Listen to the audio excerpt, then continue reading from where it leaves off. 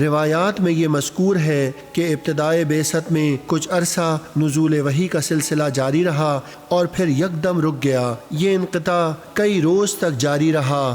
حضور کی طبع مبارک پر بہت گراں گزرا۔ وہ کان جو کلام الہی سننے کے عادی ہو چکے تھے، وہ دل جو ارشادات ربانی کا خوگر ہو چکا تھا، اس کے لیے یہ بندش ناقابل برداشت تھی۔ بسم اللہ الرحمن الرحیم۔ سورہ والضحیٰ ترتیب کے اعتبار سے 93 نمبر پر آتی ہے۔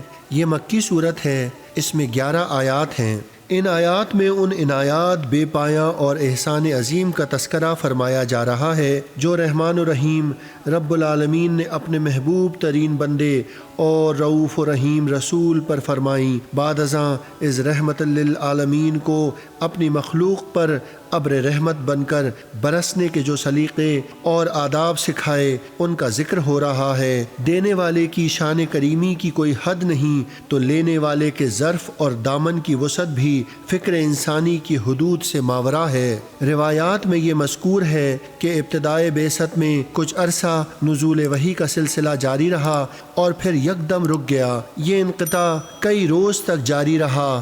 حضور کی طبع مبارک پر بہت گراں گزرا۔ وہ کان جو کلام الہی سننے کے عادی ہو چکے تھے، وہ دل جو ارشادات ربانی کا خوگر ہو چکا تھا، اس کے لیے یہ بندش ناقابل برداشت تھی۔ نیز کفار نے بھی طعنہ زنی شروع کر دی کہ محمد صلی اللہ علیہ وآلہ وسلم کو خدا نے چھوڑ دیا ہے، اللہ تعالیٰ ناراض ہو گیا ہے، اس لیے وحی کا نزول رک گیا ہے۔ اللہ تعالیٰ نے کفار کی ان خرافات کی تردید قسم کھا کر اٹھائی اور اپنے محبوب کریم کو بھی تسلی دی کہ آپ پریشان نہ ہوں۔ جس طرح دن کی روشنی کے بعد رات کی تاریکی میں گوں نہ گوں حکمتیں ہیں، اسی طرح نزول وحی اور پھر اس کے انقطاع میں بھی بڑی بڑی حکمتیں مضمر ہیں۔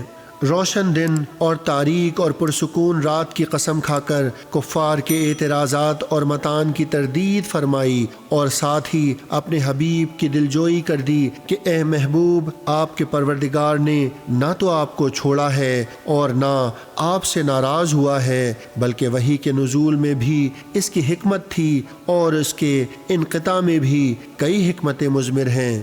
فرمایا بلکہ آپ پر آپ کے رب کے لطف و کرم اور انعام و احسان کا سلسلہ ہمیشہ جاری رہے گا۔ ہر آنے والی ساعت گزری ہوئی ساعت سے، ہر آنے والی گھڑی گزری ہوئی گھڑیوں سے، ہر آنے والی حالت گزشتہ حالات سے اعلیٰ بہتر سے بہتر اور ارفع سے ارفع ہوگی۔ اس ایک جملے سے کفار کے طعنوں اور الزام تراشیوں کا سد باب بھی ہو گیا اور اسلام کے درخشاں مستقبل کے بارے میں نوید بھی سنا دی گئی۔ دعوت اسلام کے ابتدائی دور کو تصور کیجئے جس میں یہ صورت نازل ہوئی۔ گنتی کے چند افراد نے اس دین حق کو قبول کیا تھا، باقی تمام اہل مکہ حضور کے خون کے پیاسے تھے۔ انہوں نے عزم مصمم کر لیا تھا کہ اسلام کے چراغ کو بجھا کر رہیں گے۔ توحید کا یہ گلشن جو حضرت محمد مصطفیٰ صلی اللہ علیہ وآلہ وسلم لگا رہے ہیں، اس کا ایک ایک پودا جڑ سے اکھاڑ پھینکیں گے۔ اس وقت کون یہ خیال کر سکتا تھا کہ یہ دین چند سالوں میں اتنی ترقی کر جائے گا کہ سارا جزیرہ عرب اس کے نور سے جگمگانے لگے گا۔ اس نبی مکرم صلی اللہ علیہ وآلہ وسلم کو اللہ تعالیٰ وہ عزت و سروری اور شان محبوبی عطا فرمائے گا کہ آج جو خون کے پیاسے ہیں، کل اشارے پر اپنی جانیں قربان کرنا سعادت سمجھیں گے اور حضور کے وضو کا پانی نیچے نہیں گرنے دیں گے، اس کو اپنے چہروں اور سینوں پر مل لیں گے۔ حضرت سیدنا علی رضی اللہ تعالیٰ عنہ سے مروی ہے کہ حضور نبی کریم صلی اللہ علیہ وآلہ وسلم نے ارشاد فرمایا کہ میں اپنی امت کے لیے شفاعت کرتا رہوں گا یہاں تک کہ میرا رب مجھے ندا کرے گا اور پوچھے گا کہ یا محمد کیا آپ راضی ہو گئے؟ میں عرض کروں گا ہاں میرے پروردگار، میں راضی ہو گیا۔ آگے آنے والی آیات میں ذکر ہے کہ وہ لطف و کرم جس سے اللہ تعالیٰ اپنے حبیب مکرم صلی اللہ علیہ وآلہ وسلم کو نوازنے والا ہے، اس کے ذکر کے بعد اب ان انعامات و احسانات کو بیان فرمایا جا رہا ہے جس سے آپ کو اس سے پہلے سرفراز کیا جا چکا ہے تاکہ قلب مبارک کی تسکین و مسرت کا باعث ہو۔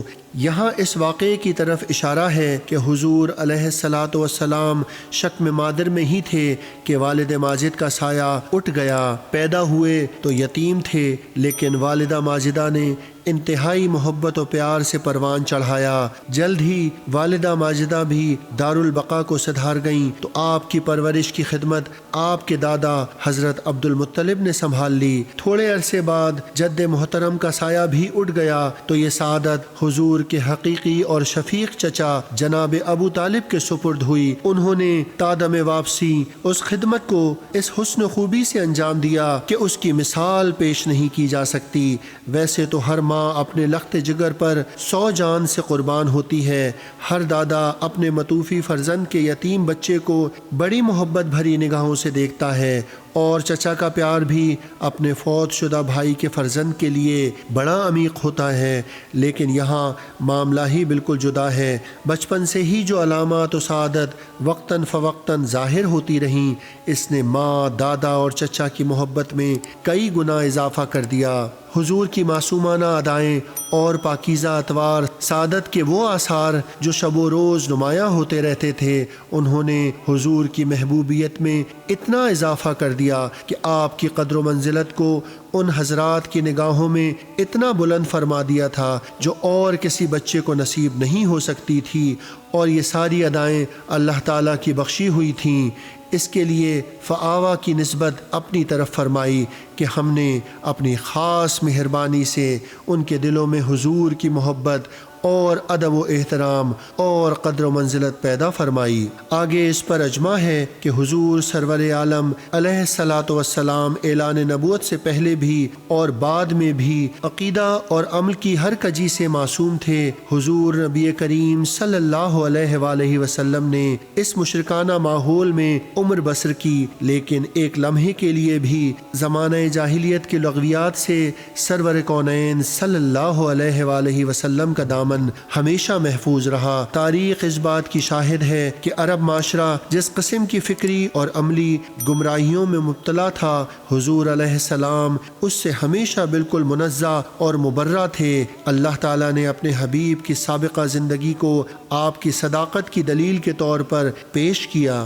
آنے والی آیات میں ذکر ہوا کہ اللہ تعالیٰ نے آپ کو عیال وار پایا، کیونکہ ساری امت حضور کی عیال ہے تو غنی کر دیا، اور آپ کو تنگ دست پایا تو غنی کر دیا۔ ظاہری غنا کی صورت تو یہ تھی کہ حضرت خدیجۃ الکبریٰ رضی اللہ تعالیٰ عنہ نے اپنی جان، اپنا سارا مال حاضر کر دیا اور اپنے تمام رشتہ داروں کی موجودگی میں یہ اعلان کر دیا کہ یہ مال اب میرا نہیں بلکہ ان کا ہے، چاہیں تو ابھی تقسیم کر دیں، چاہیں تو اپنے پاس رکھیں۔ ام المومنین کے وصال کے بعد حضرت صدیق اکبر رضی اللہ تعالیٰ عنہ نے اپنا سارا مال و متاع حضور کی خدمت کے لیے وقف کر دیا۔ لیکن حقیقی غنا تو وہ ہے جو اللہ تعالیٰ نے بلا واسطہ ارزانی فرمائی کہ قلب مبارک کو غنی کر دیا اور زمین کے سارے خزانوں کی کنجیاں مرحمت فرما دیں اور کائنات کی ہر چیز کو تابع فرمان بنا دیا۔ ایک دن حضور شانہ اقدس میں تشریف لائے، مسلسل فاقہ کشی کے باعث شکم مبارک کمر کے ساتھ پیوست ہو گیا تھا۔ یہ حالت دیکھ کر حضرت عائشہ صدیقہ رضی اللہ تعالیٰ عنہا بے تاب ہو گئیں اور ان کی آنکھوں سے آنسو جاری ہو گئے۔ شکم مبارک کو بوسہ دیا اور عرض کیا، یا رسول اللہ، اپنے رب سے اتنا تو مانگیے کہ یوں فاقوں کی نوبت تو نہ آئے۔ حضور صلی اللہ علیہ وآلہ وسلم نے ارشاد فرمایا کہ اے عائشہ، اگر میں چاہوں تو یہ سارے پہاڑ سونے کے بن کر میرے ساتھ چلنا شروع کر دیں۔ اللہ تعالیٰ نے اگلی آیات میں یہ بھی فرمایا کہ آپ یتیم تھے، اللہ تعالیٰ نے اپنی آغوش لطف و کرم کو آپ کے لیے کشادہ کر دیا۔ اب دنیا بھر کے یتیموں کے لیے آپ کی بے پایاں شفقت و محبت کا دروازہ ہمیشہ کھلا رہنا چاہیے۔ کسی یتیم بے نوا پر سختی کرنا، اس پر غصہ ہونا، اس سے بے اتنائی کرنا آپ کو ہرگز زیبا نہیں۔ اس یتیم پرور آقا نے اپنے غلاموں کو بھی یتیم پروری کی بڑی تاکید فرمائی۔ ایک شخص نے بارگاہ رسالت میں اپنی سنگ دلی کی شکایت کی۔ حضور صلی اللہ علیہ وآلہ وسلم نے فرمایا، اگر تم چاہتے ہو کہ تمہارا دل نرم ہو جائے تو یتیم کے سر پر دست شفقت پھیرا کرو اور مسکین کو کھانا کھلایا کرو۔ بخاری شریف میں ہے کہ رسول اللہ صلی اللہ علیہ وآلہ وسلم نے فرمایا